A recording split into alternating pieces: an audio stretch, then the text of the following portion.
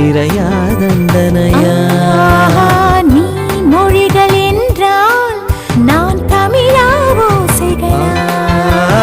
நீ புதுவை என்றால் நான் பாரதிதாசனா? நீ